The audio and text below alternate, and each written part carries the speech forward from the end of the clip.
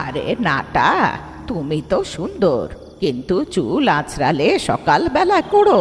অন্ধকার হওয়ার পরে ভাঙা আয়না দেখে যদি চুল আঁচড়াও তাহলে তুমিও 5টা বিনুনিওয়ালা পিশাচিনী হয়ে যাবে, সাবধান।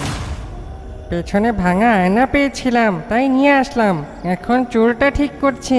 এই বেড়াল ভূতটা বলছিল কাকি আমার চুলে জট লেগেছে। আমি কি জানি নাটা, রাত্রেবেলা ভাঙা আয়না দেখতে নেই এটা আমি জানি না, কিন্তু 5টা বিনুনিওয়ালা পিশাচিনী কে কাকি? হ্যাঁ, আমাদেরকে গল্প শুনিয়ে অনেক দিন হয়ে গেছে। বলো না সেই 5টা ঝুঁটি ডাইনিটা কে ছিল? তিনজনে আগুনের কাছে খোলা ময়দানে বসেছিল। কাকি গল্প বলতে শুরু করে দিল। অনেক বছর আগে একটা মেয়ে ছিল, মীরা। শহর থেকে জিনিসপত্র কিনে নিজের গ্রাম নিবারার দিকে যাচ্ছিল।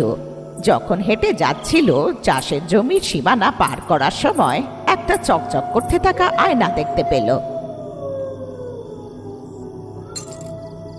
মেয়েরা তো এমনিতেই আয়নার পাগল হয়, তাই ও আয়নাটা উঠিয়ে নিয়ে হাঁটছিল।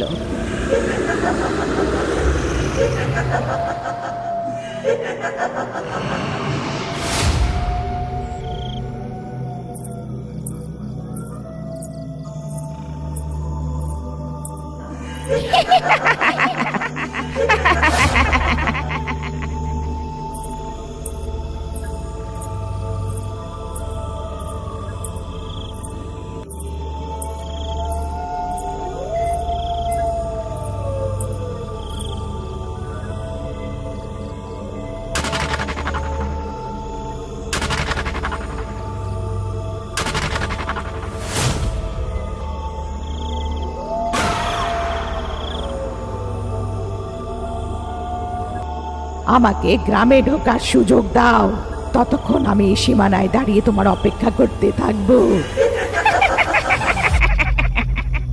ও বাড়িতে গিয়ে সব জিনিসপত্র মাকে দিয়ে ঘুমোতে চলে যায়। মধ্যরাত্রি হয়ে গিয়েছিল। জলদেশটা পাওয়াতে উঠে আসলো। তারপরে বিছানায় আবার শুতে যাওয়ার সময় যে ভাঙা আয়নাটাও পেয়েছিল, সেটার মধ্যে তাকিয়ে থেকে চুল আঁচড়াচ্ছিল। অর্ধেক রাত্রের পরে যখন একটা কুমারী মেয়ে ভাঙা আয়না দেখে চুল আঁচড়াতে থাকে, ও আত্মাকে নিজের ভেতরে ঢোকার জন্য নিমন্ত্রণ দেয়। এটা একটা